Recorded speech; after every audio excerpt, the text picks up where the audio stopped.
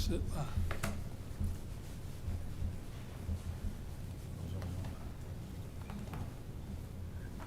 Wait until the light comes on.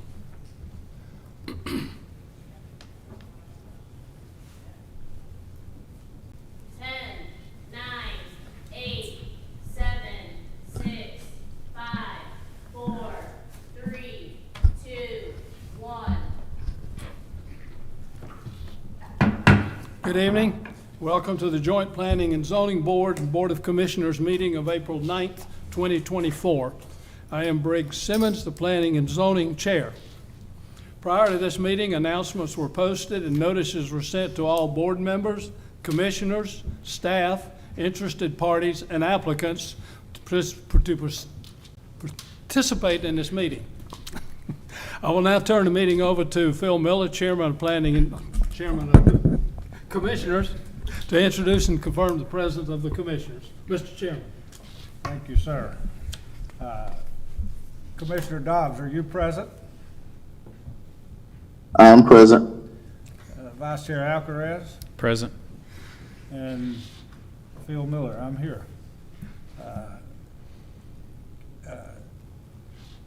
I'll turn it back over to you, sir. Thank you, sir. Also present, we have members of the Planning and Zoning Board. If you'd confirm your presence when I call your name. Rob Thomas, our Vice Chair. Present. Teresa Knowles. Present. Oric Curry. Present. Mr. Brandon Penniman. Present. Frank Payne. Present. And Kirk Nicholson. Present. We have a quorum. Allison Duncan, our Planning and Zoning Manager, will now introduce the county staff, Planning and Zoning staff in the meeting. Ms. Duncan. All right, thank you, Mr. Chairman. Tonight we have with us our Chief of Staff, Tiffany Stewart Stanley, our County Attorney, Michael Coleman. We have Bruce Mercer here on behalf of the Douglas County Department of Transportation. And from the Planning and Zoning Office, we have Phil Schaefer, our Zoning Administrator, Austin Cronin, our Planner, Johanna Womack, our Clerk of the Planning and Zoning Board, and Kim Waters, our Secretary of the Planning and Zoning Department. As always, we would like to thank our communications team, and we would like to thank our Sheriff's deputies for being here with us this evening as well. Thank you very much, Ms. Duncan. There's a reversionary clause that applies to each rezoning, and that is the applicant, the agent, or the property owner has 24 months to vest the zoning change after the Board of Commissioners have granted approval. As far as tonight's procedure goes, I will conduct the public hearings. Planning and zoning staff will introduce each application, followed by a full presentation on the application. The applicant, their representative, and members of the public in favor of the application will be able to present their information.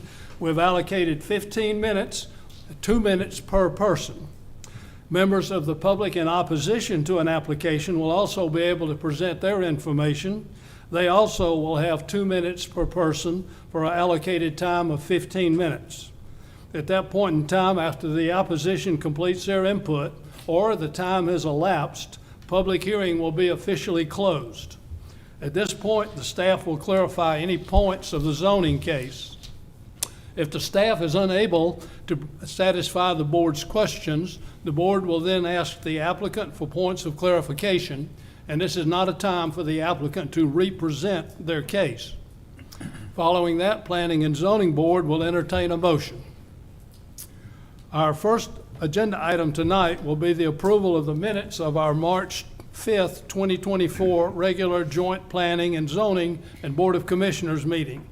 Planning and Zoning Board members, you have seen the information. Do we have any comments, changes, or discussion concerning the minutes of March 5th?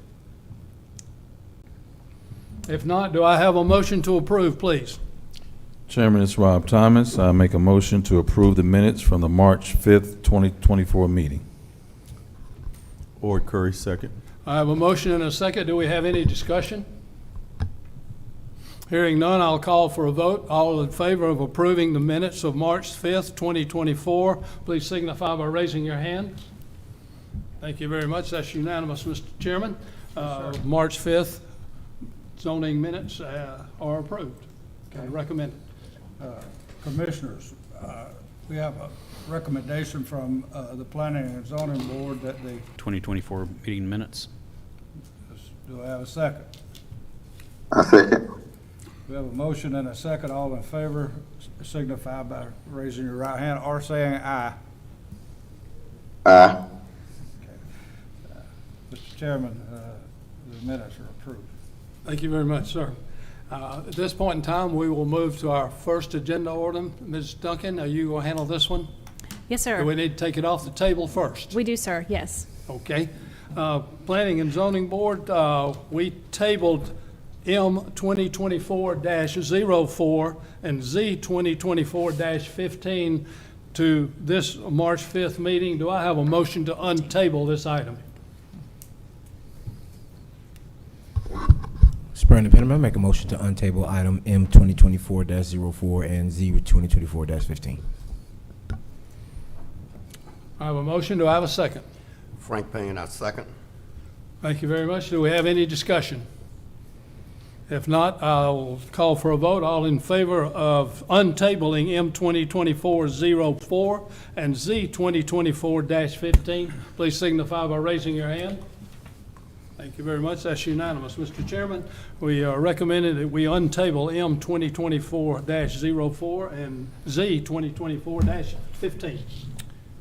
Board of Commissioners, we have a motion to untable M 2024-04/Z 2024/15. Do I have a motion?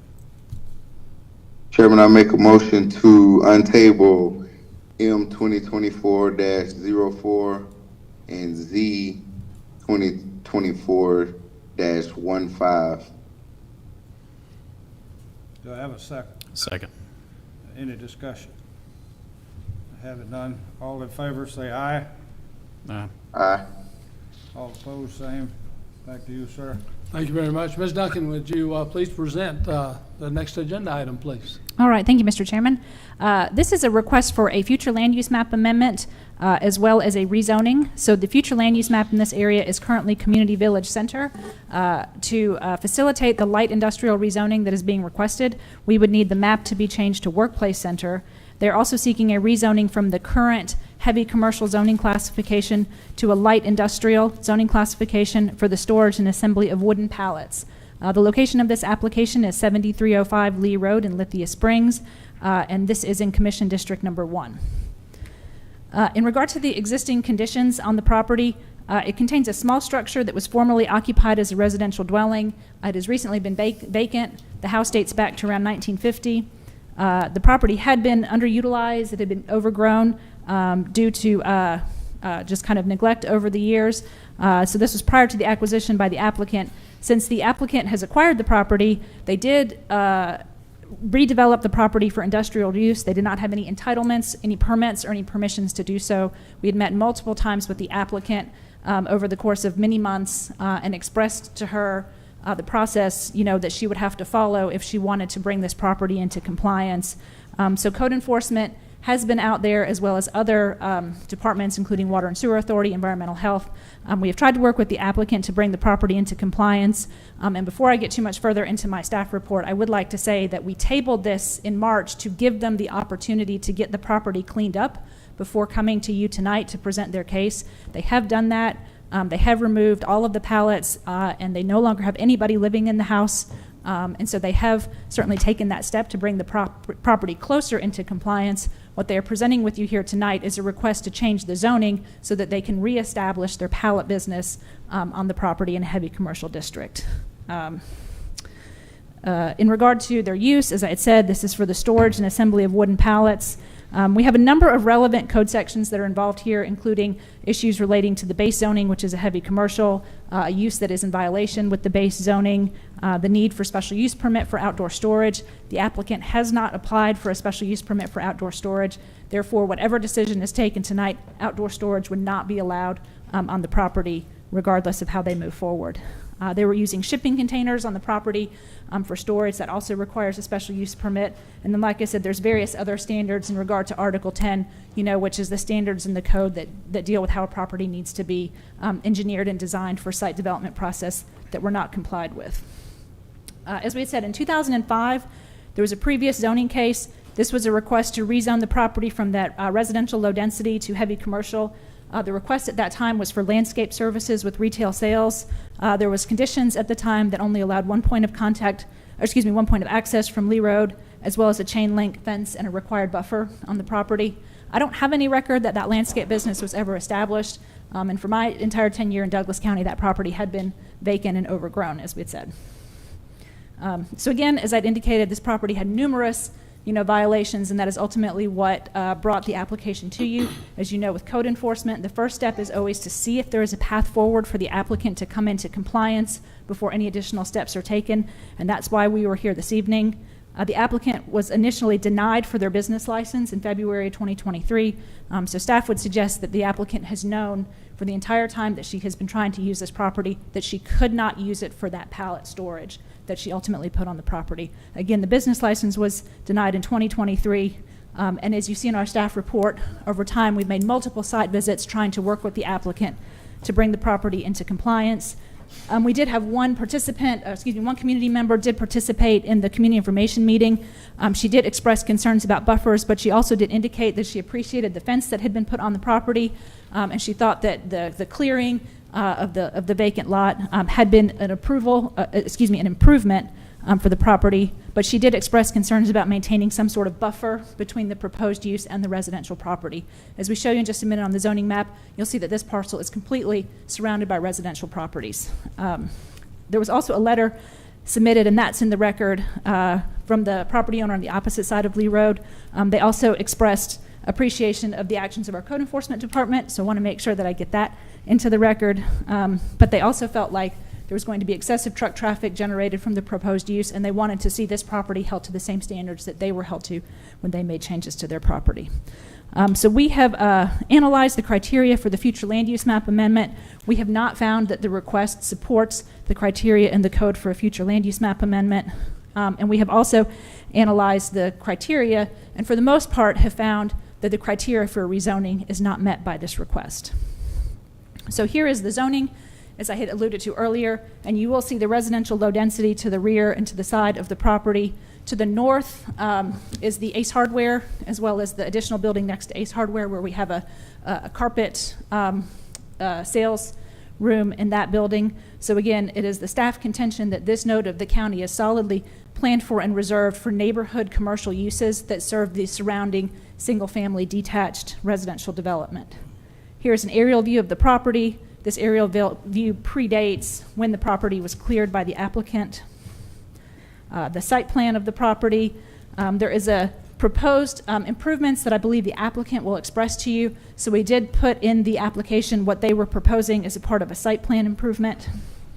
And then these were photos that were taken by our code enforcement department when they were out on the property. I just want to say that when we were bringing this to you in March, this was the state of the property. Since that time, they have completely removed all of the pallets and the other equipment that you see here on the property.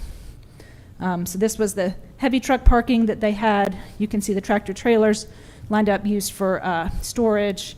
And then this is an image of the pallet storage that they had on the property. Here's a drone view of the property and a similar view. This was the view. So this was the drone view that was taken when we first got the complaint through code enforcement. So we did send enforcement officers out into the field, and they did provide us this image when they came up for their reinspection. When we were getting continuous complaints about the property, this was still the view that we found at the time of the property. In regard to the future land use map, this indicates that this area is appropriate as a community village center. Again, the comprehensive plan suggests that this node should be reserved for those types of neighborhood commercial uses that would serve the surrounding residential neighborhoods. You can see that it's also located in the traditional neighborhood character area of the comprehensive plan. So staff is requesting denial of this application, both the future land use map amendment and the rezoning application, based on the following findings. We believe that the use will modify the comprehensive plan, including the intent, purpose, and spirit of the Douglas County Unified Development Code in a manner that is inconsistent with long-range growth and development plans and regulations for the county. We do not believe that proposed use is consistent with the comprehensive plan categorization of this property as within a community village center and the traditional neighborhood's character area. We also believe that the granting of the special use permit will adversely affect the public health, safety, and welfare by adversely impacting use, value, and usability of adjacent property and creating an increased burden on public facilities. So even though that we are recommending denial of the application, you will see in your staff report, we did include a potential ordinance if you are inclined to approve the request to light industrial. And again, this ordinance just basically sets out the steps that the applicant would have had to take if they had properly come in and obtained permits before they initiated any use on the property. Again, I will defer to the ordinance and reference the ordinance that is currently in your staff report if you are inclined to approve. That includes findings as well as conditions, but again, the staff recommendation is to deny. So I'm going to pause there with my staff report and let the applicant have the opportunity to come up to speak unless there's any specific questions for me at this time. Thank you very much, Ms. Duncan. At this point in time, I'll open the public hearing on this matter. Anyone wishing to speak in favor of this application, please approach the podium. You'd have 2 minutes per person for a total allocated time of 15 minutes. If you would state your name and address for the record as soon as you arrive at the podium, and then I will start our 2 minutes. Good evening, everyone. My name is Joe Fowler, Post Office Box 489, and I'm here with Ms. Franquez, who owns the property, made a lot of mistakes early on. We acknowledged that. She came to see me. We started trying to pick up the pieces to correct it. She and her husband are trying to make a living for their family. Didn't start off right. Everything Allison said about the early days is correct. When we realized that we had a significant issue with the ordinance, I suggested she do what has happened. You didn't see any drone shots of what it's like now, but it's completely empty except for the existing house that was built long ago. We're asking you to approve light industrial for the limited purpose that's set forth in our request. And I only have a couple of minutes, so I'm not going to be able to read the proposed ordinance. I've made it larger. It's the last 2 pages of what you have before you, and in it is a recommendation. If you approve it, it would be a recommendation for light industrial only for this particular use. Allison and I had a long talk about this. Her concern, even though she wrote this, her concern was it may be used for some different purpose later that's light industrial. That would constitute an intrusion into the neighborhood areas. I remind you, it's heavy industrial heavy commercial right next door to us all the way to the intersection. We would like it to be rezoned light industrial only because that's what it has to be under the NAICS code. But it would be restricted to this use. Everything will be indoors. We have proposed, and you saw shown on that drawing, a 10,000 square foot building. We have a building ready to be purchased. We've gone to those steps. We have an engineer. And if you walk through the steps that are provided on the last page, there are time frames and obligations, and we are committed to complying with that. We already have somebody designing a site plan that would then precipitate a permit to go forward and do the construction. That's my 2 minutes, but I'll respond to questions when I have the opportunity. Thank you, Mr. Chairman. Thank you, Mr. Fowler. Anyone else wishing to speak in favor of this application?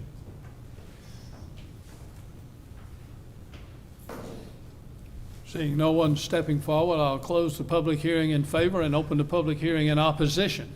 Anyone wishing to speak in opposition to this application, please approach the podium. You would have 2 minutes per person for an allocated time of 15 minutes.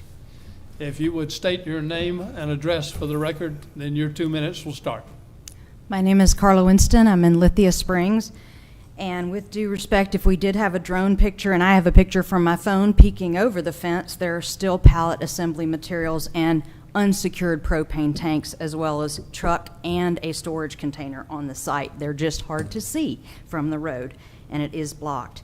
I appreciated as well the history that this was residential till 2005. It was changed to heavy commercial at that time for a business that did not take place. If we were making this change here from heavy commercial, we would be ignoring the beautiful comprehensive plan, the character area map, the future use land map, the Lee Road Gateway and Lee Road Small Corridor Plan. These are plans that have taken thousands of dollars and tons of research, and I appreciate the commissioners across time because there are multiple commissioners named in these years worth of analysis, that the Services in this area currently include, the commercial entities include a restaurant, Ace Hardware, auto repair store, HVAC contractor, and 2 churches. All of these are locally businesses that serve the local community, which is the intent of this land use character. And specifically in the Lee Road area plan, the goals were to establish signage to define the Lee Road area as an entrance for Lithia Springs, develop a more cohesive and welcoming land use with a focus on aesthetics, which multiple levels of pallets. What you could see was from above. You can see those from the road. They're 3 stories high when they were working on the pallets, as well as the number of trucks that would be required to come in and out of this sole driveway on Lee Road that is really not wide enough even for the truckers to turn. This would be a very bad traffic problem in that intersection because there's a stop sign, a 3-way stop sign there. The pallet distribution would require large trucks into residential and commercial areas, and we prefer to support the commercial land use plan by keeping the industrial to where it is zoned currently next to I-20 where it can be serviced by trucks. Thank you. Thank you very much. Anyone else wishing to speak in opposition? Seeing no one approaching the podium, I'll close the public hearing on this matter. Planning and Zoning Board, you've heard the discussion. Do you have any questions of staff or the applicant or applicant's representative? Ms. Brenda Benham, I got a question for staff.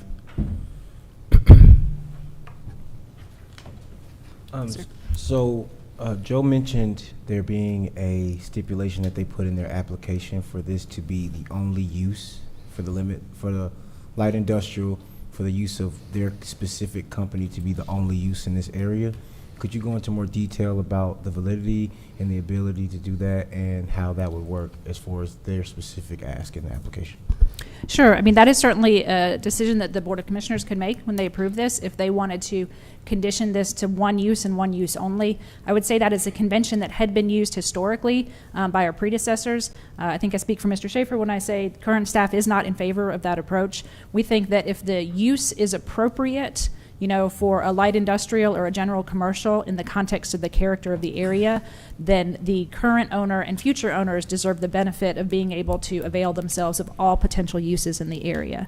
The only time I can think that we had kind of varied from that stipulation of having conditions that limit use is, you may recall, when the concrete plant on Veterans Memorial came before us.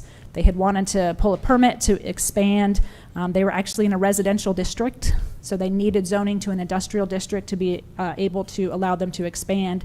And so at that time, we did recommend approving with the stipulation that only the concrete plant could be used in that zoning classification, because I think it had been there since like the 60s. Right, so I think that it was a use that was established at the very early stages of zoning in Douglas County, and we wanted to recognize the investment that they had in the area, but we also wanted to recognize that we felt that there was a better use of property in the Lithia Springs area. So I would say that's similar to what we're saying here today. We think that any change to a light industrial classification is inappropriate for this area, even if they're willing to condition it only to a single use. We think that we should hold the line and serve the adjacent residential neighborhoods and keep this as a neighborhood village node as it's seen on the comprehensive plan. Thank you. That answers my questions. Appreciate it. Any other questions, Planning and Zoning Board? Mr. Chairman, I'd like to ask Mr. Fowler a question. Yes, ma'am. Yes, Mr. Fowler, did your client has cleaned up the pallets and the trucks and some of the storage containers? Where did she move all of that to? Into an appropriately zoned portion in another part of the county where she's paying rent. So she has another location that, Not owned by her, she's renting a facility that's owned by someone else. When we recognized the problem, we corrected what's on site. It's the situation where you ask for forgiveness rather than permission, and if I've ever seen an occasion when that happened, this is one of them. I will note with respect to what may happen in the future that when the staff proposed the potential ordinance, again, we're right next to heavy commercial. This is zoned heavy commercial. The very first of the several conditions, and there are a total of 12. I want to talk about 2 in just a moment if I'm given the opportunity. It says the property is approved for use as a pallet storage and assembly facility and for no other purpose. Should the use cease on the property, no other use may be established without approval of a zoning change to modify this conditional approval. Now, what happens every zoning meeting when conditions are approved by this board of commissioners, the zoning board, you attach conditions to zoning. Staff recommends them all the time. And if those conditions change, what happens? We have to come back. This is absolutely legally no different at all. Staff doesn't like this use in that area because it's light industrial, but if you look at the NAICS code, there's a section under heavy commercial that says miscellaneous manufacturing. And there is an argument, not one accepted by the staff, but there's an argument that this would actually fit within heavy commercial. It does not. So what we undertook to do was to start over, and we are asking in some respects, with apologies, for a do-over. Everything is going to be done inside that building. There will be no outside storage except for the containers that will receive the repaired pallets, ship them off, an estimated 4 trips per week, and they go south to I-20 to deliver pallets. There are 2 things on the list of 12 we would ask you if you decide to support this. Number 4 says that within 30 days of rezoning approval, we have to demo that office, that building, the house that's there. We would ask to be able to retain that for an office. If you would give us, first, if you will approve the proposed ordinance that's the last 2 pages. We don't want to have to create what for us would be economic waste by destroying the building. And then the second is number 11. There is a fence all around the property now, and number 11 requires an additional 50-foot heavily landscaped buffer. Because we've got the fence already, we would ask you to please approve the conditions that would allow the conditional zoning for light industrial for this limited purpose, but not requiring us to do what was suggested by staff as number 4 and number 11. Thank you. And Mr. Fowler, what level of noise will be generated if the business is approved? It's interior, and my client can answer that better than I can. Okay. Ms. Knowles, if that's permission. Explain the level of noise. Identify your name and address. Good afternoon. My name is Guadalupe Franquez, and I'm the owner of the 7305 Lee Road. The noise is just basically nail guns. The nail guns that you use to repair anything at your house. And what are your hours of operation? Hours usually, well, at the other place that we're leasing, it's from 8 to 4. No weekends, no holidays. Okay, that's all I have. Thank you. Any other questions, Planning and Zoning Board? Hi, this is Rob Thomas. I have a question for staff. Yes, sir. So, first item on this agenda will be to go from, to change the future use map to go from community village center to workplace center, correct? Yes, sir. So it has to be approved first before we can take up the zoning change. Yes, sir. Okay. Can you tell me just what's the big difference between community village center and workplace center? Like, Right, so under the comprehensive plan, I would say it's the intensity of scale and use of that area. The Community Village Center envisions a number of the uses that we'd already identified in that area, restaurants, retail spaces, small office spaces, things that cater to the surrounding single-family neighborhoods. A workplace center is something that is a notch up in intensity, and so it allows for larger buildings, larger footprint, different zoning uses. The light industrial would not be a zoning classification that the comprehensive plan would suggest should be allowed in a community village center. The workplace center would be the next intense level of categorization that would accept light industrial uses. And so again, this would, workforce center would not necessarily be a place where you and your family would go for dining, shopping, and those types of options. okay, so that's really a big difference. All right. Currently, the current zoning, which is heavy commercial, she was considering putting large building on there. Could that still happen in the current classification? Yes, she could put the building in the current classification. The use would not be allowed interior to the building. The truck parking would not be allowed on the property, but they could build a building and then they could lease it out or put other uses in it. You will see in our staff report there was an email correspondence between myself and Ms. Franquez where she said it was her intent to put cosmetics supply in that building, and that is something that she could do as the property is currently zoned. So we feel that the use as zoned is economically viable. Okay, so she can put a 10,000 square foot warehouse on there? Or 10,000 what square have you? foot building. Building, okay. That meets all We'll of our call it building. architectural design criteria of the All code. right, call it building. Yes, sir. But she cannot do the pallets inside the building? Correct. So if you look at Table 2.2 of the Unified Development Code, warehousing and storage is clearly all identified as something that is appropriate for an industrial zoning classification. Mr. Fowler is correct. We talked at length about the other provision for miscellaneous manufacturing, but if you do go to the NAICS code, you see that that is for things such as Christmas tree manufacturing. We do not believe that pallet storage and assembly is the same thing as Christmas tree manufacturing. So we do not agree with his assertion that the storage use on the property, and this is primarily storage of pallets that are acquired and repurposed and shipped out, we do not believe that that is compatible with the community village classification and the heavy commercial in general. Okay. And correct me if I'm wrong, heavy commercial, you can have a few trucks. You just only limited, I believe, to 4, I believe, right? Through a special use permit, Yeah. you can have fleet vehicle parking for trucks that you own through a special use permit process. So she could do special use permit for the heavy commercial in order to have trucks there, a few trucks. I think it was 4. Again, depending on her use, right? So use. it's fleet vehicle parking for the Fleet. use on the property. Okay. The pallets would not be allowed on the property under the current zoning I understand classification. pallets. I So just wonder that about the heavy truck parking, Right. she could not store her trucks as a part of her fleet on the property if they weren't supporting the use on the property and the Gotcha. business on the property. Okay. In the LI, you don't have that restriction. Right. But in the Understand. CH, you do. Okay, understand. Okay. And the conditions, you didn't really go over them, I know, because it was kind of moot point, but can you address the conditions that he mentioned? I think, 411 or 8, 411? Yeah, I mean, certainly. So we're happy to go through and read all of them if you would like. We did put the ordinance in advance in your packet, so you do have that, and we do reference that as being a part of the record.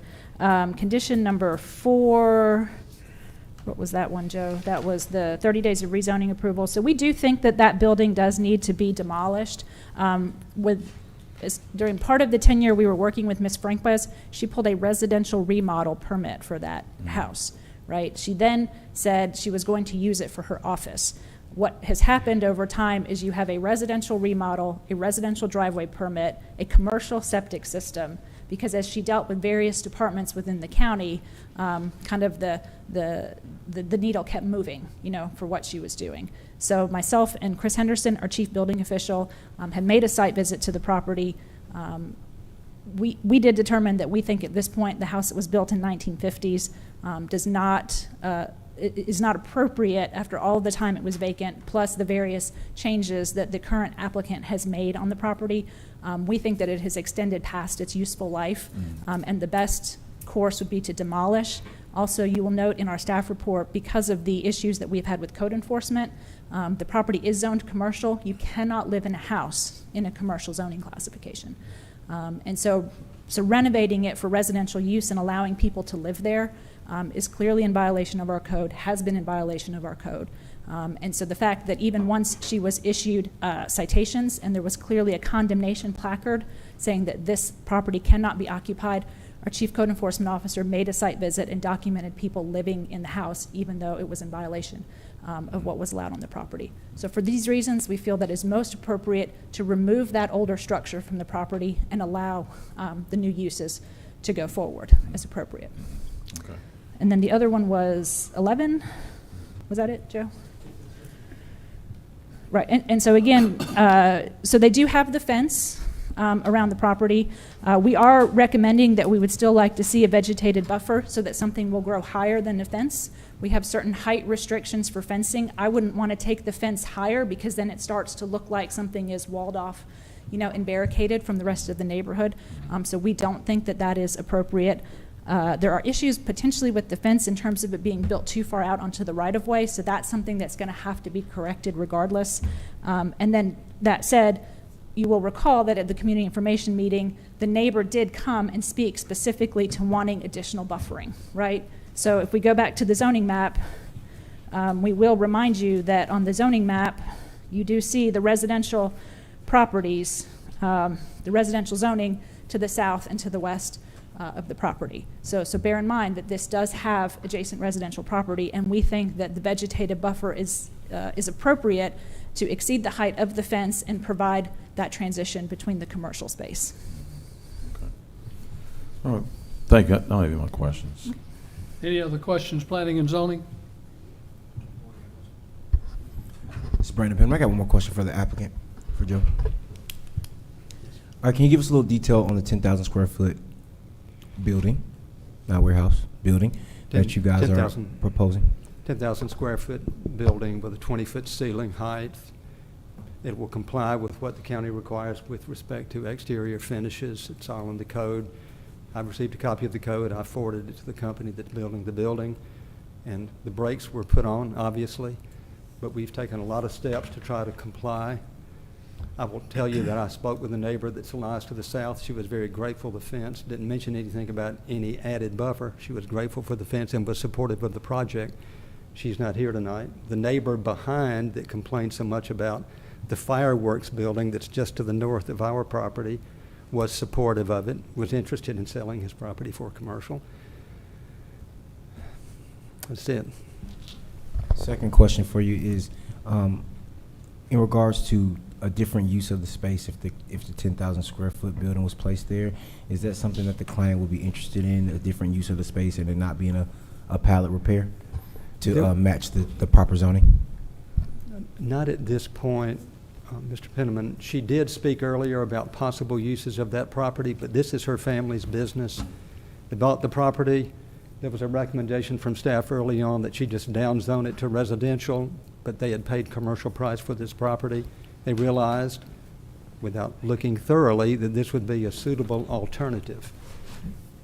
She had some steps to take before she would be able to do that. So what they're asking for is to comply with the proposed ordinance that you see on the last two pages before you, minus Section 4 and Section 11.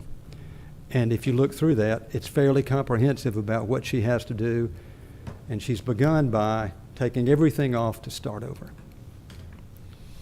Thank you. That's all my questions. Any other questions, planning and zoning? Hearing none, Mr. Chairman, I'll throw it over to Board of Commissioners for any questions you folks may have. Okay, thank you. Board of Commissioners, you have any questions or comments? I have a couple of questions. Do we have any neighbors that are here? Are you a neighbor? Or? Yes, sir. And, well, Mr. Chairman, public hearing's closed. Yes. I can ask her if she's a neighbor, can I? We would prefer that the public Yeah. not speak after the public hearing is closed. Thank you very much. Are you a neighbor? I am a neighbor. How close? As the crow flies, 1.1 miles. Thank you. You have some. Thank you. Very much. I will say the neighbor that Mr. Fowler is referring to is 90 years old, and her daughter said that he had promised her that he would let her know that when this meeting was Okay, it's occurring, closed, dear. Thank you. and he did not. How many houses are south of this property? How many houses? Like, I mean, It's so. not a subdivision, is it? It's just a couple of houses down there, is that right? Close to That's correct. There are existing residential units on there's single-family lots. restaurant there also? Or maybe just- Right, there is a restaurant that is in a former residential structure, has been converted to a restaurant, similar to the house across the street is a residence that had been converted to an office. Okay. And the fence is all the way around it, and you can't see what's going on inside? I don't believe the fence goes completely around the property, right? I think there's areas where the fence does not. So, yeah, come on up to the. Just the back, it's like I left 8 foot on the back where the other neighbor is, and then on the side where the fireworks person is. He told me to leave it without the gate because we are building a gate around his property. Thank you. Thank you. I'm a little confused. I think at the last meeting I heard that you and Mr. Fowler maybe had discussed it, and I think as a result, we tabled it. Is that right? Is that what we did? And he agreed to, he agreed to do certain things in order to comply with your wishes or the county's regulations. Did he do those things? Or So did Ms. she do those things? Again, Mr. Fowler can help me with my recollection, but I do believe that as recently as about 1 week in advance of the hearing was when we were receiving additional complaints about the property, and our chief code enforcement officer went out there, found them to not be in compliance. They did not ask for a special use permit, so the outdoor storage would have been completely inappropriate under the current zoning or any potential zoning change you would make, and he did find people living in the house in clear violation of the condemnation placard. So Okay. I believe, this is my recollection, is that we made it clear that the code enforcement officer was going to proceed with summons for this property. And so Mr. Fowler had asked for additional time to bring the property closer into compliance in regard to all of the outdoor storage. And that is what they have done, is taken steps to remove much of the outdoor storage. And I welcome Mr. Fowler to add anything to that statement if you remember it any differently than I do. We've removed all people and removed all objects from the property. Okay. That's what I would say about All that. right, so I think maybe our concern is that without you being present or you being involved on a continuous basis, we're concerned that the property owner won't comply with future regulations, and that there will be some violations as a result. And is that fair to say? Well, you want me to answer that first? No, I want her to answer All it. right. I'll tell you what, my answer. I would say definitely that is one concern that we have. I mean, this has been a process of ongoing violations. That being said, if there continue to be violations, those same enforcement authorities will be issuing citations and summons just as they are now. Again, with code enforcement, the first goal is to come into compliance, so they'll have the opportunity to do that. If they do not, they issue a summons and it goes before the magistrate judge. Okay. All right. Any other comments or questions? Vice Chair Alcaraz. I got two. Yes, sir. Just need my memory, bring it back up to me. The fireworks place, did we allow them to have outdoor storage? So they are the shipping containers that you see towards the rear. I don't know that you can actually see it in that image, but they were allowed to use shipping containers to store the fireworks for the fireworks display that they set up at certain holidays.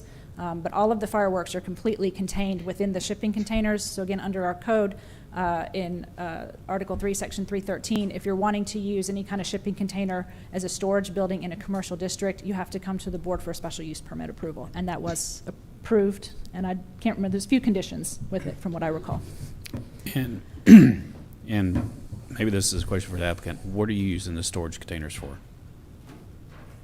Do you have, is it trucks, like a truck bed, or is it an actual, just a No, container? they're 53 footers, like the ones next door.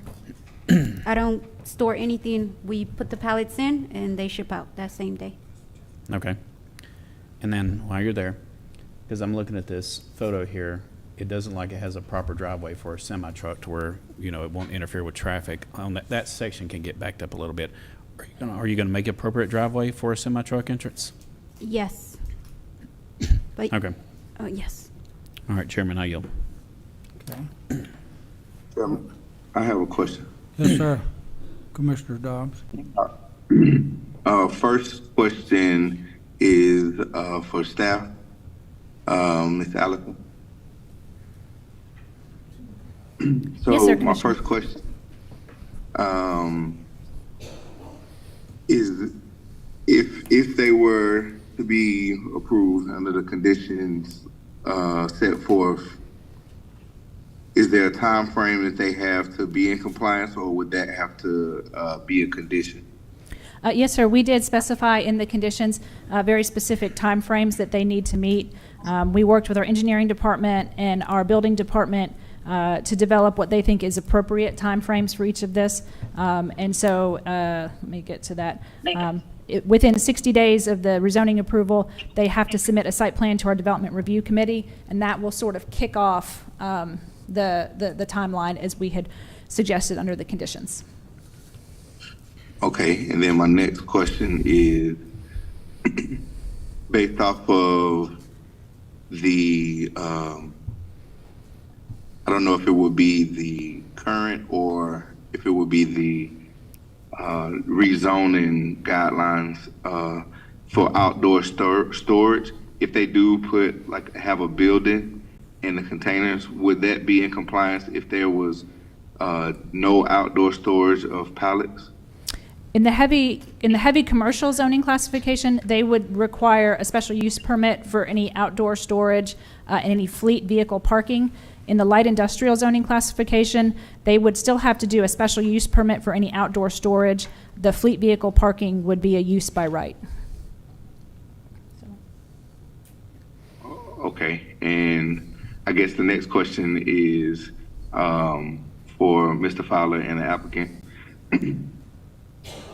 Is that, as you make your way up, I'll just go ahead and ask my question. Is that something that that you've already done as far as seeking out the special use permit, or is that something that you could do by going that route to where you will be in compliance to be able to do as you please?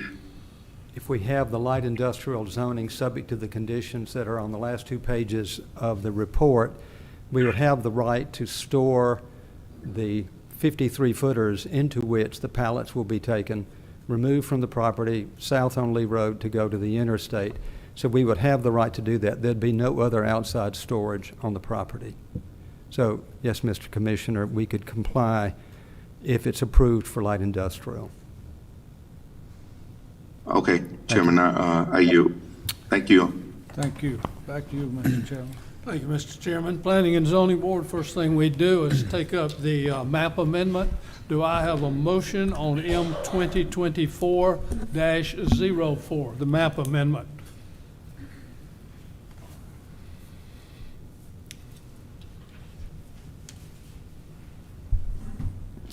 Mr. Chairman, I'll make a motion to deny map amendment M 2024-04. I have a motion. Do I have a second? Frank Payne, I second. I have a motion and a second. Planning and Zoning Board, do we have any discussion? Hearing none, I'll call for a vote. All in favor of denying M 2024-04, please signify by raising your hand. All opposed? Mr. Chairman? Yes, sir. M 2024-04 comes to you with a recommendation for denial. Was not unanimous. Board of Commissioners, M 2024-04, the future land use map, a recommendation comes to us from the Planning and Zoning Board. Do we have any discussion? Do I have a motion?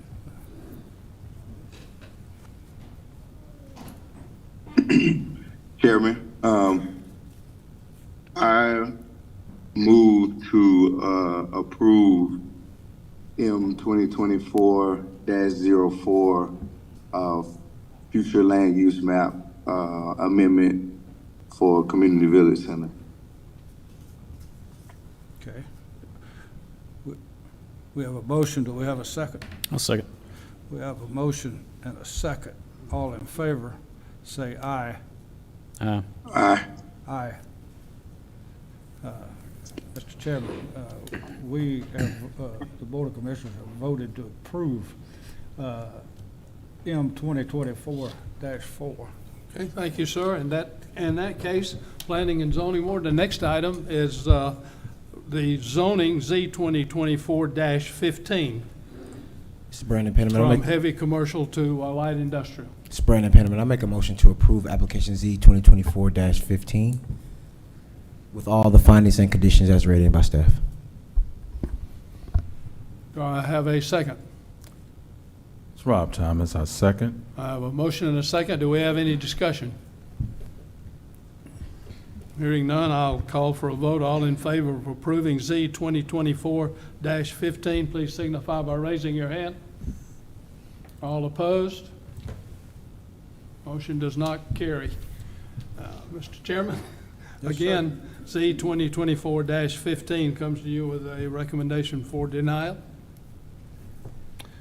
Board of Commissioners, Z 2024-15 comes to us from the Planning and Zoning Board for denial. Do I have a motion from you? Yes, Chairman. Yes, sir. I move to approve Z 2024-15 with all the conditions from staff and adding another condition to continue to work with staff and get in compliance as early as possible if I'm in my right to make that as a condition. Okay. We have a motion. Do we have a second? Second. We have a motion and a second. All in favor, say aye. Aye. Aye. Motion's approved. Mr. Chairman, we have a motion to approve we have a vote to approve 2024-15. Thank you very much, Mr. Yes, sir. Chairman. Best of luck to you, folks. Mr. Schaefer, I believe you have our next agenda item, please. Yes, Mr. Chairman. So this evening, our next item is S 2024-09, Moises Resendez. Requested action is for a special use permit to allow a ranch and special events from the home located at 1321 Doris Road in Douglasville, 30134, land lot 714, District 1, Section 3, lot size is 60 acres. So for comments to start off with, the property is currently partially developed with a residence which has pulled a demolition permit, an accessory barn and corral areas and storage structures. From the looks of it, the site plan shows the corral and barn structures were confining horses, but they were confining them in violation of the required setback standards listed in Section 3, Section 319, Article 3, Section 319. The applicant has begun demolition of the existing residence under a demolition permit along with clearing and grading additional areas, but the clearing and grading was done without the appropriate permit reviews and approval.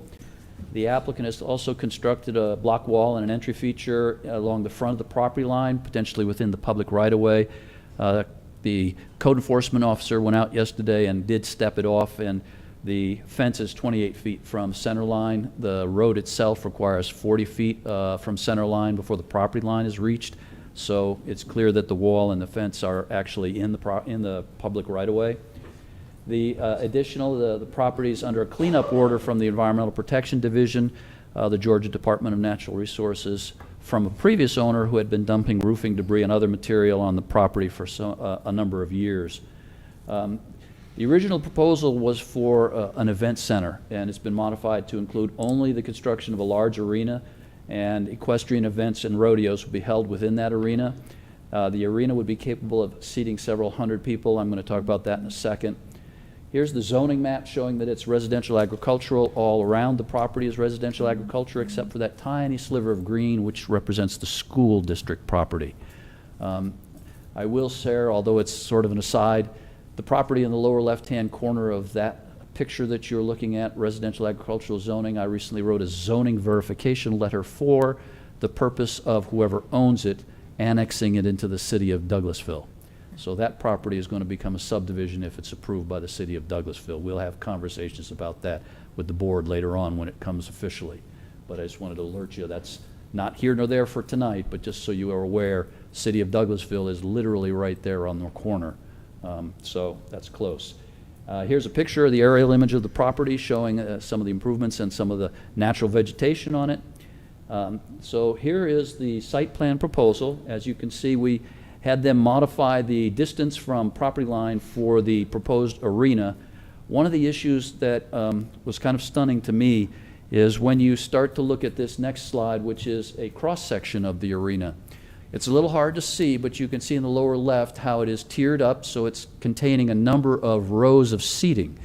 The rows of seating look to be about 9 or 10 rows of seating. When you do the arithmetic on 9 rows for the radiuses that are involved in this, you're looking at over 5,000 linear feet of seating. And when you divide that by 3 comfortable feet per person, you're looking at a lot of people.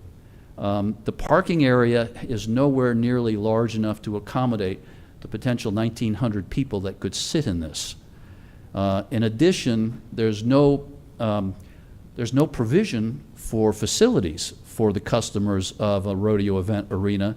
Even if it were to be held on just weekends, you can envision hundreds of cars at a very popular event coming in here. In addition, when you do the arithmetic on this, it's 33,000 square feet in size. This is comparable to the school board's recent addition for their multi-use auditorium. And in fact, could hold quite a few more people here. So staff is concerned.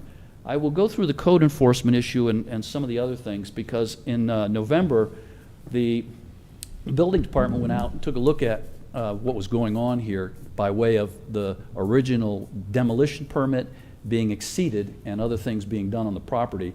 Some aerial photography was taken, and almost immediately a stop work order was issued. So the stop work order was issued by our building official, as well as the Water and Sewer Authority, because some of the work that clearing was going on was actually in potentially the stream setback area. So the Water and Sewer Authority has rules about how much stormwater management plans have to be developed, and you have to show them what you're going to do and how you're going to protect streams from runoff when you start to grade and prepare for other construction. So the property is under 2 stop work orders, one from us and one from the Water and Sewer Authority, in addition to the compliance order from the Department of Natural Resources.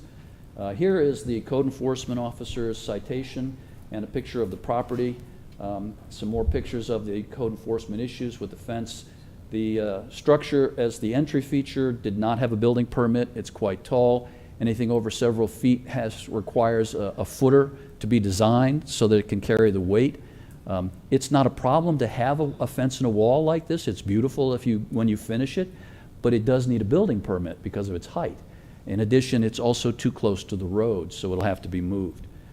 Again, we're looking at some of the existing structures that are on the property. The barn in the right-hand picture there is unfinished, but it's approximately 20 feet from the property line, which means you could not keep animals in it. We have a restriction on how close animals can be kept to the property line, and that would violate it. So no horses or hoofed animals could be kept in that barn. In addition, there is a pen that's been built right there adjoining the barn. The pen has to be at least 150 feet in from the property line, so that'll have to get moved as well.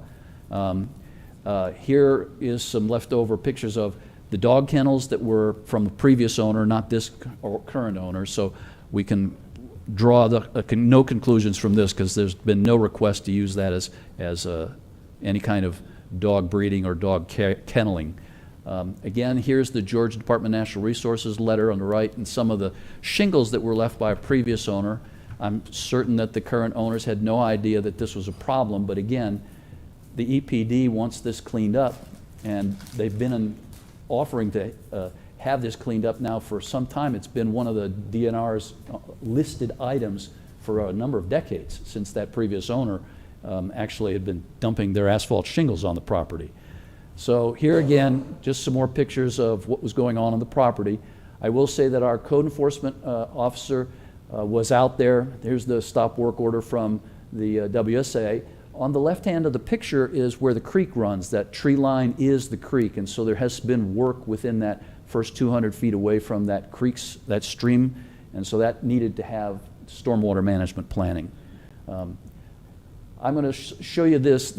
This is the analysis. When you go through the analysis, there are problems in virtually every category. with what is being requested. The scale of what's being requested, the plans for accommodating what's being requested, virtually none of the criteria support what's being requested. And staff is going to have to recommend denial on that basis. So we're recommending denial with the following findings: that the proposal is of a scale and commercial nature that is inconsistent with the existing rural residential character of the area and the county, that the proposed plans and operational details are not sufficient to provide a basis for evaluating whether the proposal would be harmful to the public welfare, and given the existing violations documented, must be assumed to be harmful already as a result of the stop work orders and environmental cleanup orders that must be addressed, and the scale of the request and existing violations appear incompatible with the intent and purpose of the RA zone district and the future land use map categorizing this area as rural reserve and rural places. What I will say is, we are recommending denial, but that does not mean they cannot keep horses for personal use, does not mean they cannot have a corral for personal use with 200 feet separation from the property line. They can do certain things on the property currently that would just be personal uses, not commercial uses. So I don't want you to get the impression that because we're recommending denial, they still couldn't have horses for personal use. Some of the things that they could do are still available in the RA zone district. And with that, I'll conclude my report. Thank you, Mr. Schaefer. At this point in time, I'll open the public hearing. Anyone like to speak in favor of this application, including the applicant or the applicant's representative? Please approach the podium. You'd have 2 minutes per person for a total allocated time of 15 minutes. If you would state your name and address for the record, and then you have 2 minutes. Hello, my name is Jackie Payne.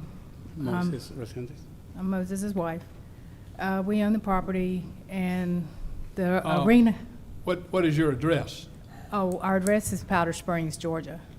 We live at 187 Brownsville Extension, Powder Springs. Okay. The property address is 1321 Doris Road. Right.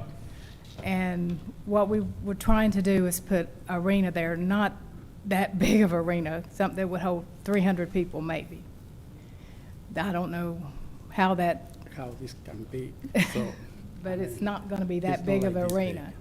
And we want to just tear down the house, where the house is and stuff, and put a parking lot there.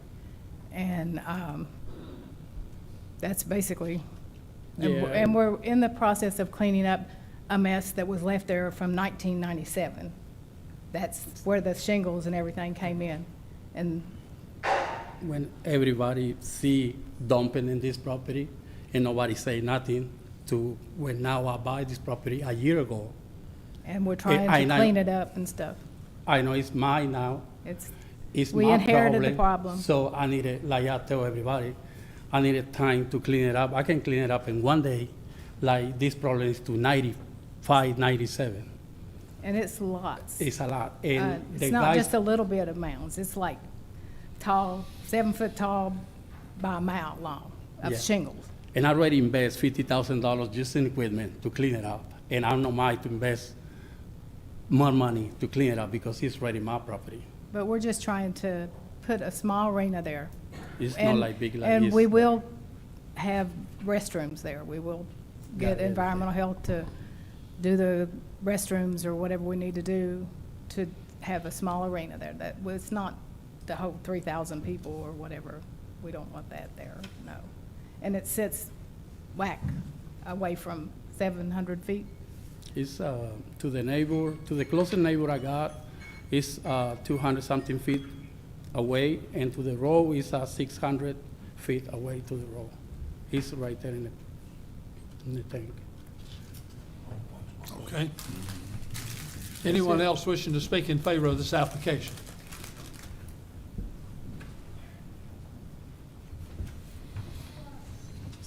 Seeing no one moving, I'll close the public hearing in favor and open the public hearing in opposition. Anyone wishing to speak in opposition, please approach the podium, state your name and address for the record, then you would have 2 minutes. Shelley Frost, 1326 Doris Road. We're their next door neighbors. Those blue containers, it's not for dogs, it's roosters. There are all roosters in there, and there's all roosters on the property line, which we hear continuously. But as we stated, our main concern is, even if it's 300 people, the traffic that it is going to bring on Doris Road is ridiculous. I don't know if anyone up here is familiar with Doris Road, but drive down there, we've had fatalities. I myself was hit in my driveway, totaled my car out, had to go to the hospital in an ambulance. We have crosses all up there. You're gonna throw in now horse trailers and heavy duty equipment to pull all this in? What happens? A horse trailer can't stop on a dime, not to mention the noise that it's gonna be. My parents are in their 80s. They bought this property in an RA area so they could enjoy their golden years. They wanna sit on their back deck and look at the deer, hear birds. They don't wanna hear all this noise coming from this arena. Every day he changes it. Now he's gonna tear the front house down and we're gonna have a parking lot in the front? I mean, what about how we feel about it? He gets to go home to Powder Springs. All of us have to continue to look at this eyesore. Is it fair to us? All of us moved here because it's an RA. He wants to make it basically a commercial venue. I mean, it's not fair. Would any of you want this next door to you? Would you want to deal with this traffic? It's hard enough for us to get out of our driveways. Every day you hear, boom, there's an accident, or there's a fatality. We're strongly against it. Thank you. Thank you very much. Anyone else wishing to speak in opposition? Seeing no one moving, I'll close the public hearing on the matter. Planning and Zoning Board, you've heard the discussion. Do you have any questions of the applicant or of staff? Mr. Chairman, I have a question for staff.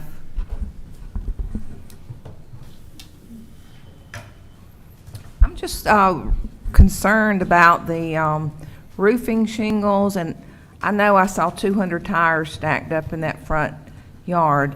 And my question is, has the stream, is it Goddard Stream that runs through there?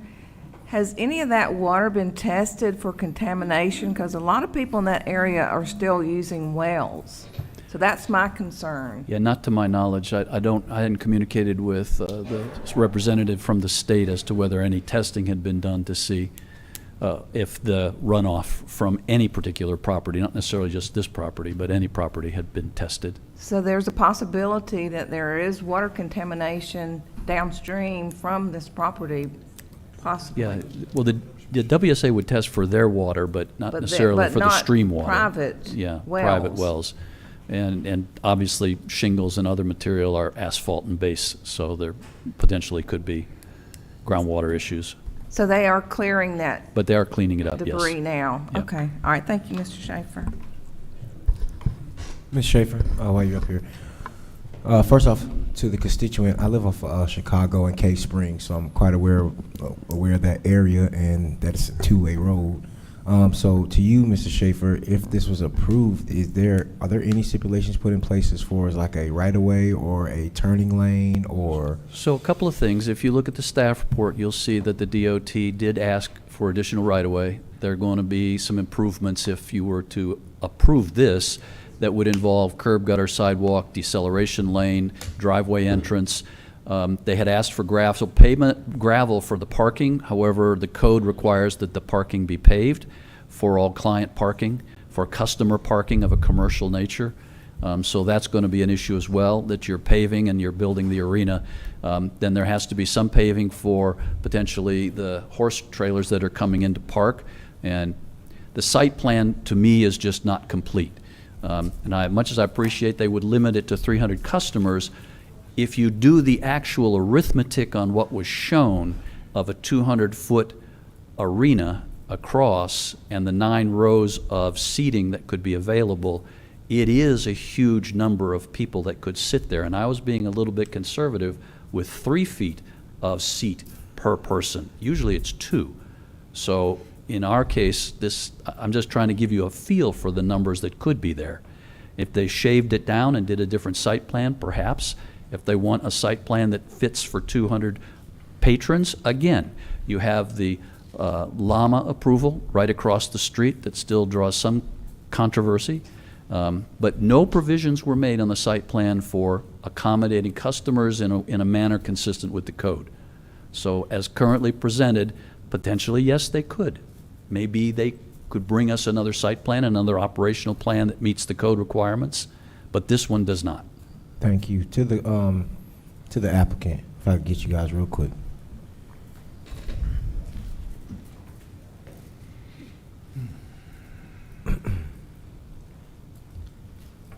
Were you aware that the site plan that you proposed or that you turned in cited a venue or a arena that can hold 1,900 people? No. So give me some background on how you came to that, or did you guys make that drawing yourself, or did you bring somebody His in to nephew consult did. it?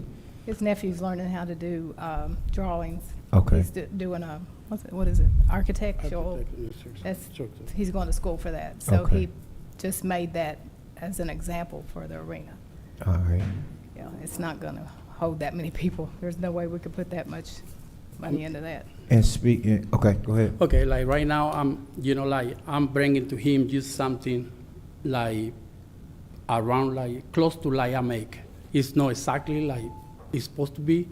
So it's approval, I hired an engineer to design exactly what it is, exactly dimensions and everything. What they approved. What approved. Okay.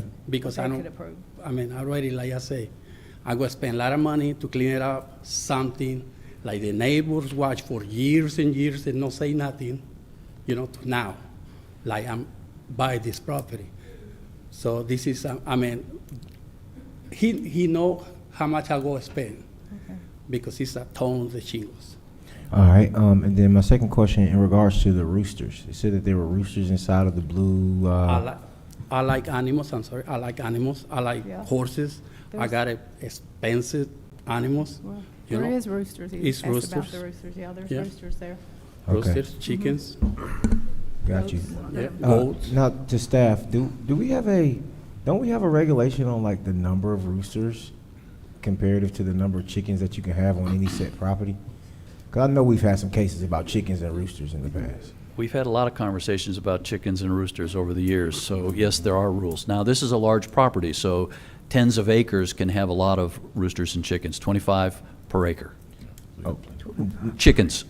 Chickens. Now, how about roosters? Roosters, no. Okay, so that's a totally different situation. Yeah. How many roosters per acre? Yeah, I thought we were allowed to have, yeah, 4 or 5? I'd have to look it up. But I don't- it's I'd offhand it. it's under 10. Is it Yeah, under 10? It's not dozens. Okay, got It's you. a few. And then in regards to that, do they have to be spread out about those acres, or can they all So be they in one also area? have to be set in from the property line so many hundred feet so that your animal enclosure is required to be so sized according to each animal, which looks like if that's what they've done, then those are probably close to that requirement.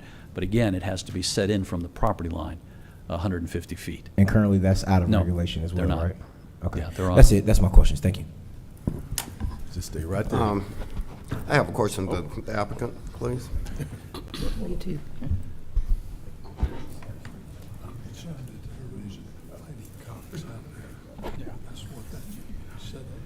Yes, sir.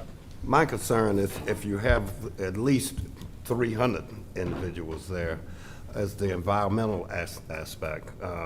What about restroom facilities? Are you on sewer, or how would you handle that situation? I'm ready pay the To get the testing, soil report. soil So report. it'll be on the septic tank. On the You septic have to get a commercial septic tank and do restrooms. So you're gonna put in restrooms? Yes. Okay. And parking? We're tearing down the house, and all that in the front will be paved for parking. How many cars I- or trucks are, I'm sorry. I designed 5 acres just for parking. pardon me? 5 acres for 5 yard, parking. 5 acres of parking? Yes. Okay. All right, that's all I have. I have you had a question? Yeah. Question for staff. Oh, let me get. Okay, go ahead. Yeah, up here Go already. ahead. Since you guys are already up here.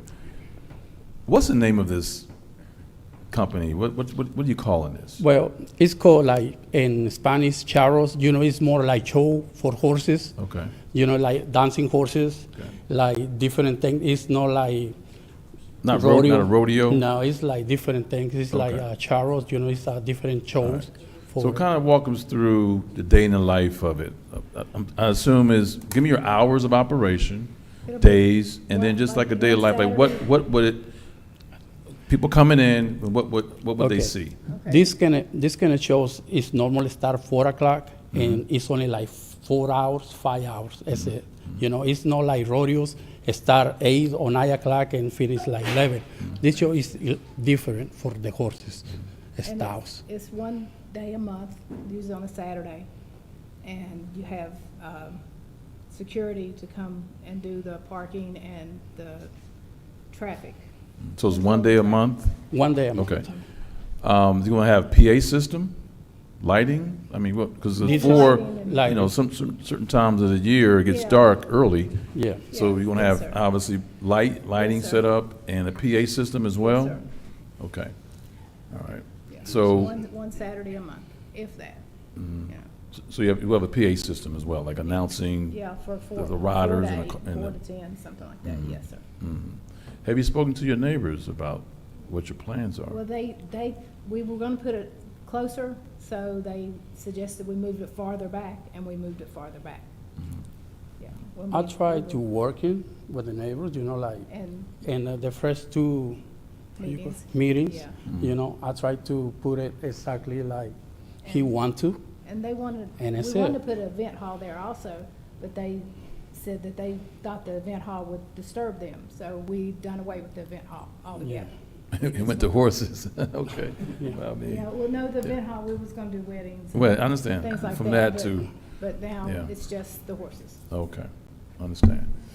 And so just one day a month is what you plan to do Yes, do sir. it for? Wow, okay. I mean, this is I put it 1 day a month, so really sometimes it's only one time or 3 times a year, because like I wanna do right there is like state, you know, like state competitions. It's not like local competition, you know. Okay, Yeah, this okay, is- so the People come state, from other places. oh, okay, all Yeah, right. different places. I got you. Yeah. I mean, To do the. that just don't seem very lucrative. I mean, to do it one day a month, and that's it. You're not gonna use it for nothing else during the other days of the week, days of the month? I mean, just like normal, like come and practice, you know, like day, is it, you know, like on the weekends, maybe come and ride horses Yeah. for the kids, that's it. Okay, okay. You know? But just the events will be just one time a month? Right. Yeah. Okay, all right, thank you. That's all I have. Stay there. Hold on, there's some more. Go ahead. I got one for you. So, I know you said you have horses there. Who's it gonna, is it gonna be a living facility there? Is it gonna be, and who's gonna be maintaining those horses while you're not there? I want to build in a house too, and got somebody take care of the horses. You know, like to take care of these kind of horses, you need like professional. It's not like someone can take care. These horses is real special horses. So you're saying that in having this, you're gonna have, okay, because it's kind of confusing me now, because you're saying it's gonna be one time a month that you're gonna be having this event, and then you're gonna have to have a person to stay there to maintain those horses. Because I want to build them, I want to get it. So I do a step by step. Okay, so I do the permit first, and later I want to do a special to get my horses, you know, because I can't get my horses used like this. Okay. We was talking You- about his horses. My but horses. To take care of his horses. The other horses that Oh, can be the- come in, yeah. you know, Okay. for the special event. you Okay, know, so you're gonna have your own horses My own there, horses, and then when you have your special events, other horses are gonna come in and And- participate in whatever is gonna be going on at the arena. Yes, Yeah. sir. So, now I know that staff had talked about your entrance and your permit that you have to have for your entrance. I know that the setback from that is a issue, because it looks like it's already been a lot of work done on that already. And then they was talking about that your barn, or it's gonna have to be set back as well, and it looks like it's fairly completed. So, I'm trying to see, you know, where we at this phase of it, because there's gonna be a lot of things that's gonna have to be redone because it was not done the correct way in the beginning. Could you kind of address that? Yeah, we're moving the fence, the gates and the fence back to where it's in the zone or whatever. You know, I already got a paper for the DOT. He said he require 3 feet to the property lines, back to the, to the property lines, to do the fence. So I'm just go tear it down, whatever I need to tear it down to fix it. And move it And, back. and the barn, you can see in the pictures right there, I already explained to him, I not do barn, I leave it just for storage. I don't put my animals there. It's ready there. I just do for storage.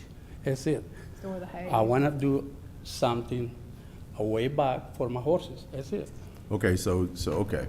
Yeah. So that piece right there, you're gonna say, okay, well, it's built, it's already there, I'm just gonna use this for storage. Yeah, exactly. And then you're gonna build another facility to house your horses. My horse. Close to And the then arena. you're gonna set back the already built wall, Yes. set it back to meet the requirements. Correct. Okay, that's all I have. So I have a question. How many horses do you personally plan to house there for yourself? 3. My personal horse is 3. And who will care for them? Okay. You're gonna build another house? Another one barn for my horses. Or are you gonna build a house for yourself? Oh, for my, yeah. You're gonna live there? Yeah, this is the reason I've taken permits to tear around like I got, because I wanna build another one for my guy. So your plan is for you, yourself, to build a house and live there? Not to live there, Not to for live. this, for the For my, worker to Workers. work there. For your workers? Yeah. Okay, so you my don't work- plan to We live there? We live about 10 minutes from there. Okay, you just live over in Powder Springs? Yes. Okay. Right on the line of Paulding County and Cobb Right. County right there. Okay, so why don't you want to Brownsville build there? I mean, it's a beautiful I got area. just 1 acre right there, so. I don't You have 1 acre in Powder Yeah. Springs, so you definitely need more acreage for your horses. Yes. Right, Yeah. okay. Okay, all right, thank you. Any other questions, planning and zoning? I have a question before you leave. We've heard about roosters. How many roosters are you housing Right. there now? Right now, I got let me tell you, the first time, Right now, how many do you? how many I don't know, like 25 maybe? 25 roosters. Are these Yeah. fighting cocks? No. I like horse. He wanna answer for me.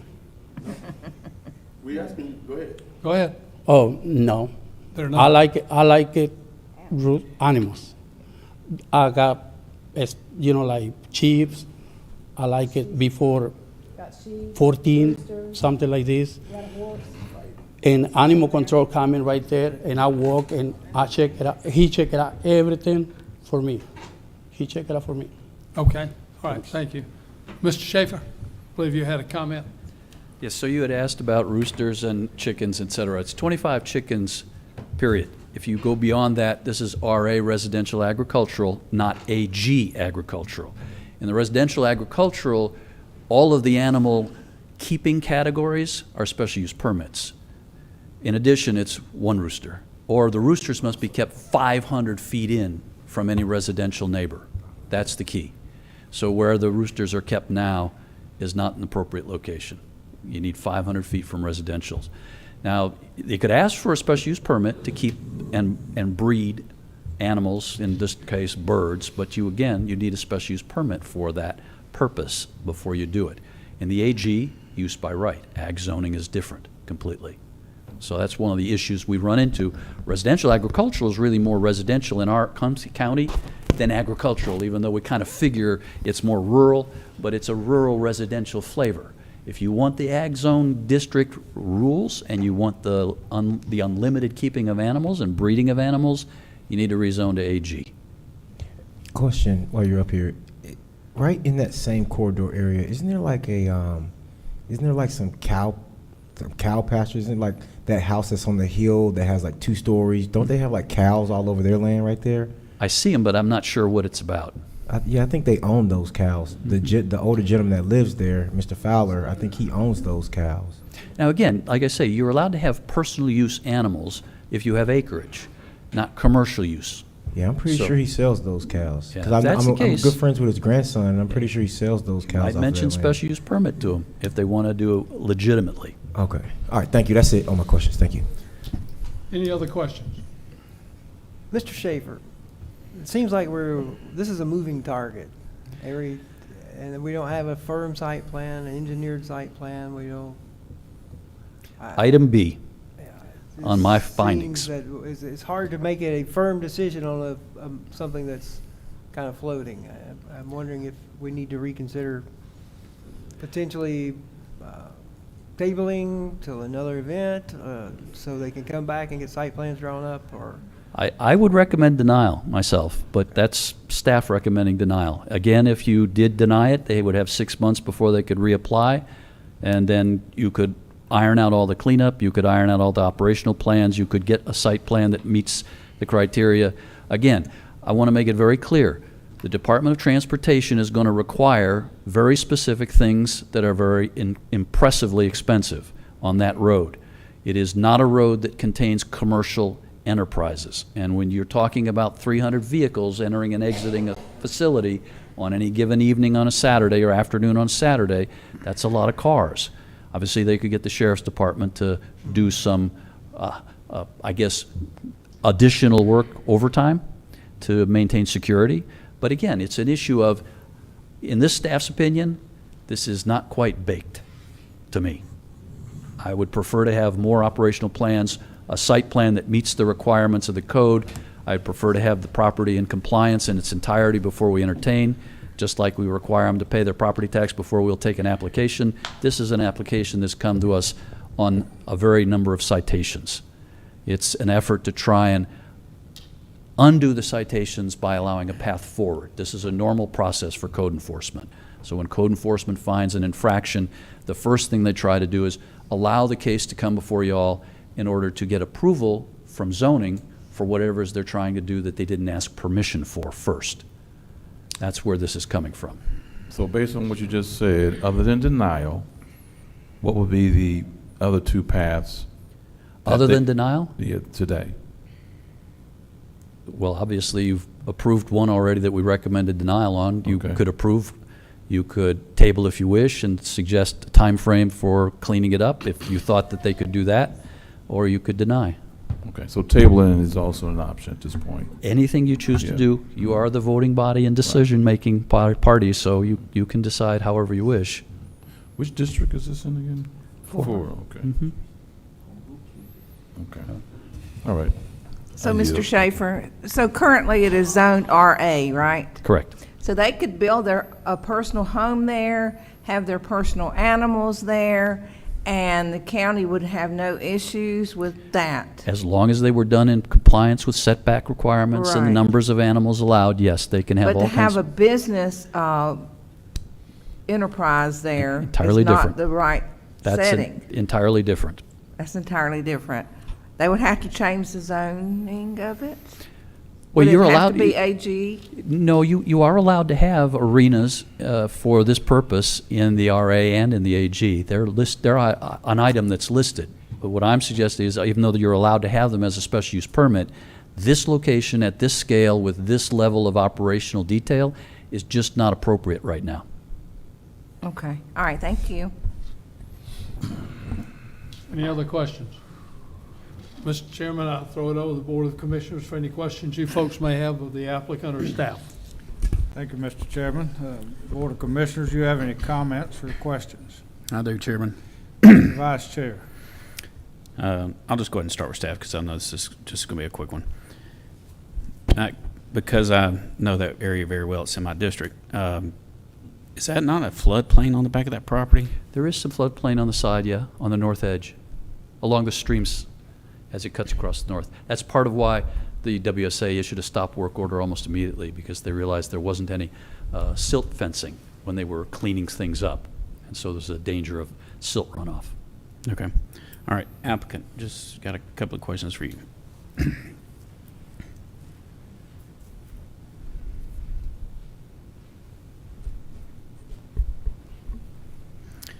You mentioned 5 acres for a parking lot.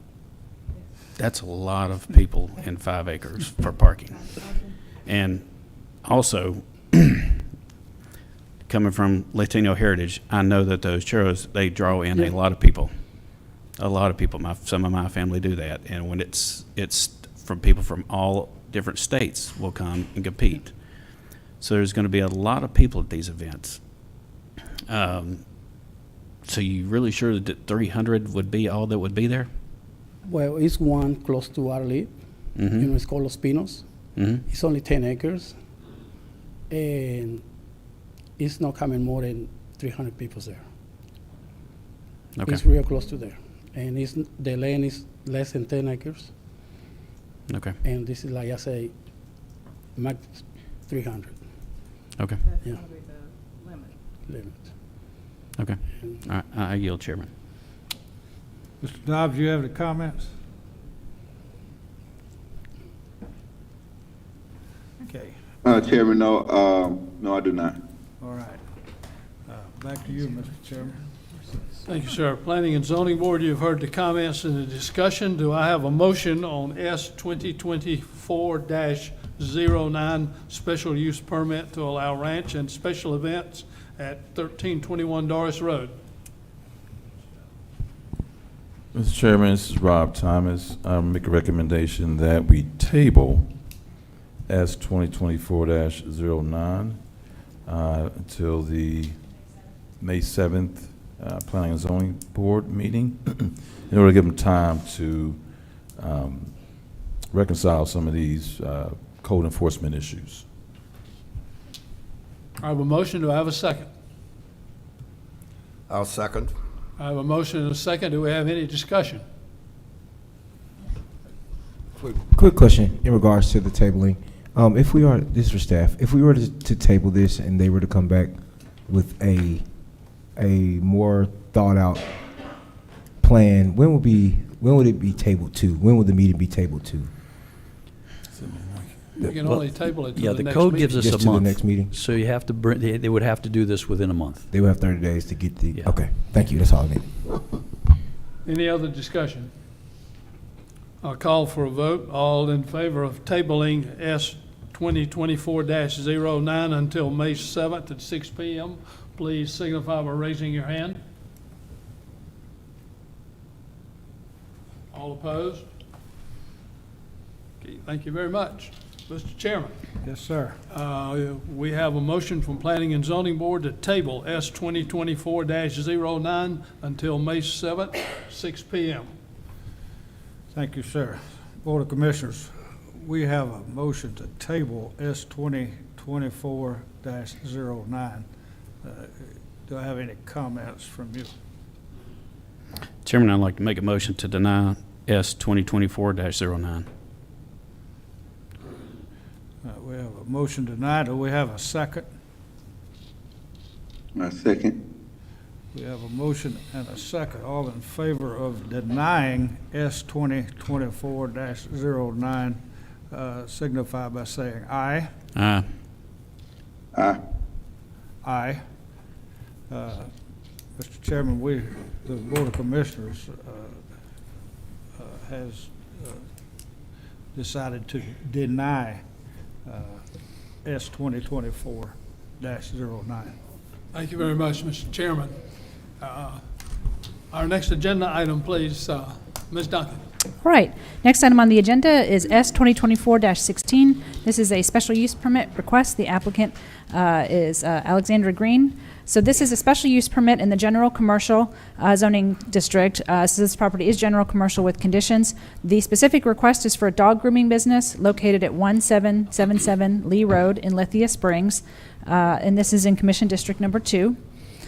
So the project will be located in an existing shopping center on the western side of Lee Road. Due to the Lee Road widening, the parcel will have to be accessed through an adjacent property at 1771 Lee Road, and the access at Leeward Court will be removed. I'll show you a picture of that in just a minute. So again, the applicant is proposing to lease the space in the shopping center for dog grooming facility. Under Article 2, Section 210, Table 2.2 of the Unified Development Code, this does identify that a dog grooming facility needs to be a special use permit in the general commercial. And so if you think of kind of the uses, we spoke about scale more recently in the meeting this evening, but if you think about the scale of uses, this would be the potential of going into a shopping center with other sort of general commercial low-intensity uses. So part of the reason this is a special use permit is because anything that involves animals, as you know, can sometimes be worth a second look And so in this particular instance, wanted to make sure that we gave all due notice to both the residential neighborhood adjacent to this as well as the other tenants in that shopping center. In terms of the conditions on the property, I have to admit this took a bit of time to try to sort this out. This zoning case actually goes back to 1987. It looks like there was an application along with an adjacent request for high-density development, and even though that was denied, the old zoning maps indicate that the decision was reversed based on court order. So I'm going to show you what that looks like on some of our old records. So you can see we were working with a little bit of a mystery in terms of what those conditions are, and therefore I'm going to share with you a little bit later what I think that the conditions are on the property, but it is not 100% clear to me in terms of what the intent was, because we think this was decided by the court and the decision was handed back at the Board of Commissioners level. And so again, as we had indicated in that initial rezoning, there were the conditions put in place at the time. There was a subsequent case also that revised the zoning on the rear portion to a residential zoning classification that was also part of that court decision. And so we think that the stipulations on the plat may reflect kind of what the intent of the conditions were at the time, including a prohibition on theaters, restaurants or eating establishments, veterinarian office, no private clubs and meeting halls, and there shall be no alcoholic beverages sold on the property. So tax records indicate that the building was constructed in 1988, and then aerial imagery does show that the building was there by 1990. So we have analyzed the special use permit criteria, and we have found it to be substantially compatible with the criteria in our code. This is a zoning map showing the parcel outlined in blue and the general commercial with condition zoning classification. And then here is the aerial image of the property. And a site plan, again, going back to about the time that the zoning was adjudicated through the courts. So this is located in our urban residential future land use category, as well as within our traditional neighborhoods character area. And so staff is recommending approval of the request based on the findings that the use will not modify the comprehensive plan or the intent, purpose, and spirit of the Douglas County Unified Development Code, that the proposed use is consistent with the comprehensive plan categorization as an urban residential future land use in a traditional neighborhood character area, and the granting of the special use permit will not adversely impact the public health, safety, or welfare. We are not proposing any conditions in regard to this approval, and that concludes my report, though I'd be happy to answer any questions that you may have for me at this time. Thank you very much, Ms. Duncan. At this point in time, I'll open the public hearing on this matter. Anyone wishing to speak in favor of this application, please approach the podium, state your name and address for the record, and you would have 2 minutes. Hi, I'm Alexandra Green. I'm the applicant. I'm a dog groomer. I think that it would bring good business to the area. The area is developing. There are dogs everywhere.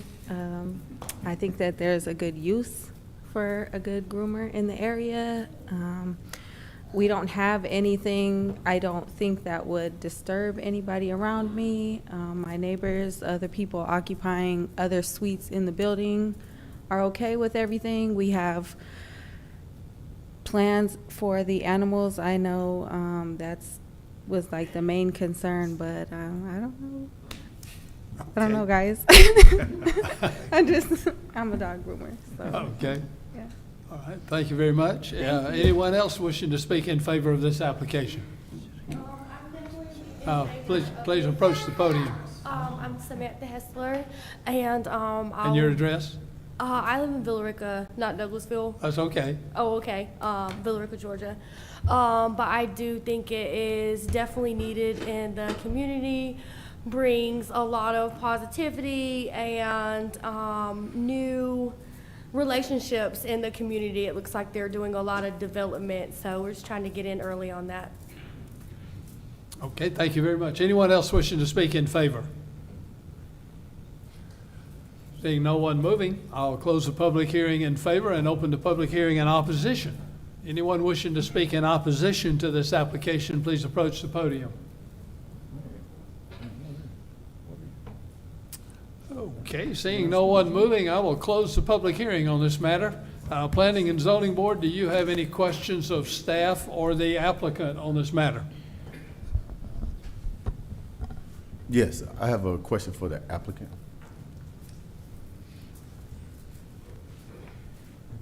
What is your time of operation that you're going to be in? Will it be by appointment only, or you can just walk in? So it is typically by appointment only, though I have entertained the thought of doing walk-ins because I get so many requests for it. So walk-ins would be just kind of on a base-to-base thing, but it's primarily by appointments only. Hours of operations would be 9 to 5. I'm a single mom, so I'd like to be in and out at home with my family. So just typical hours of operation, I would say 9 a.m. to 5 p.m. Would be closed on Sundays and Mondays. Okay, so, okay, all right, so Monday through, no, Tuesday through through Saturday. Okay. Yes. That's all I have. Any other questions? Quick Yes. question. Go ahead, Frank. How long have you been doing this? This summer will be 6 years I've been grooming dogs. 6 years? Yes, sir. Okay. Now, will this be a kennel too for overnight stay or just grooming? No, I do not wish to do boarding. It would just be strictly dog grooming. Okay. All right, question. Are you guys the company that was formerly on Douglas Boulevard, right there next to like Edible Arrangements in the cigar place? No, sir. No? Okay, so y'all a brand new company. What's the name of your company? My company is called Legacy Grooms. Cool. That's it. Thank you. Thank you. It's the T-shirt. And I have just one question. How many groomers will you have, just yourself? Or I will there will be the only groomer in the facility, though I do plan on like a booth rent sort of thing for one other lady. She's currently a mobile groomer and she's just tired of being on the road all the time. So she would be paying like a booth rent just to set up in the facility because I do have plenty of space for her, but it would just be me and her. Whether she comes or not, I would be the only groomer there. So do you currently have a location where you're working now? So before, like I would do work from home or go to them because I don't really have reliable childcare. It just wasn't working out that way for me. I needed a set location, and so that's why I'm getting a shop now. All right, thank you, Ms. Green. Any other questions? Have you spoken with the other folks in the building and they're all okay? Yes, they next door to me is a barber shop. We talk every single day that, I've been up there painting. They love dogs. They have dogs. They're excited to bring their dogs, they say. I don't know. There's a chiropractor's office behind, and the owner of the building, my landlord, also owns the chiropractor's office. And then another lady, hairdresser, rents a space behind my suite as well. So there's 4 suites in. You're on the front facing Lee Road. And I'm on the others are front. on the side from Lee There's, Road. the barber shop is next to me on the front, and then there's 2 suites behind in the back of the building. Okay. Thank you very much. Any other questions? Mr. Chairman? Yes, sir. Throw it over to Board of Commissioners for any questions you may have. Board of Commissioners, do you have any questions or comments? I do, Chairman. Mr. Vice Chair. You've been doing this for 6 years, so I'm assuming that you know how to properly clean from all the dogs that are coming in and out. Oh yes, I do a lot. I have a lot of experience of cleaning up after dogs, yes. Only reason I'm asking is because I've taken mine into 1 or 2 places, and I thought, ooh, but. Yeah, no, I don't play about that. Okay, so it will be clean. Because the dogs are on appointment basis, they're not there for extended periods of time. Right. So occasionally their dogs, there's going to be accidents, they have anxiety, things like that, but I'm not boarding. So they wouldn't be there for like extended amounts of time. It doesn't, typically get that messy. There wouldn't be that many dogs there for there to be like a great mess. So. Yeah. Chairman, I yield. Any other comments? Back to you. Not from me, Chairman. Thank you, sir. Back to you, Mr. Chairman. Thank you very much. Planning and Zoning Board, you've heard the discussion. Do I have a motion on S 2024-16, please? This is Ord Curry. I make a motion that we approve S 2024-16 for a special use permit in CGC general commercial with conditions for a dog grooming business located at 1777 Lee Road in Lithia Springs. I second it, Mr. Chairman. I have a motion and a second. Do we have any discussion? No discussion. Hearing no discussion, all in favor of approving S 2024-16 as read into the record, please signify by raising your hand. Thank you very much. Mr. Chairman. Yes, sir. S 2024-16 comes to you with a unanimous recommendation for approval. Board of Commissioners, we have a unanimous recommendation for approval by the Planning and Zoning Board for S 2024-16. Do I have a motion? Chairman, I make a motion to approve S 2024-16 with all the discussion and by staff. Do I have a second? Second. We have a motion and a second. All in favor, affirm by saying aye. Aye. Aye. Aye. Thank you. Thank you very much, Mr. Chairman. Best of luck to you in your dog grooming. Having nothing else to come before the Planning and Zoning Board, I'll declare the Planning and Zoning Board Commission adjourned. Mr. Chairman. We are adjourned also.